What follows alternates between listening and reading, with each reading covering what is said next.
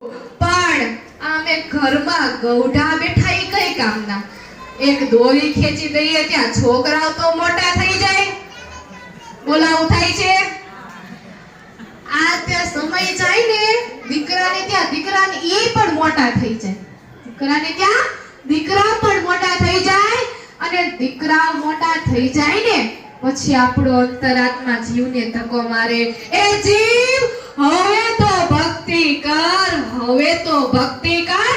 ત્યાં ઈચ્છા રૂપી દોરી ઊભી થાય કે હવે ભક્તિ જ કરવી છે, ભક્તિ સિવાય કઈ નથી કરવું. પણ આ દીકરાને ત્યાં દીકરો આ ગગો પડી જાય ને પછી ભક્તિ જ કરવી, ભક્તિ સિવાય કઈ નથી કરવું.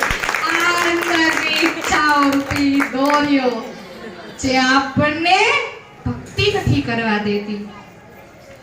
કે આ દીકરા પરણી જાય ને એને ત્યાં પારણો બંધાઈ જાય, દીકરાના દીકરા પરણી જાય તો શું આમાં પડ્યું રહેવાનું?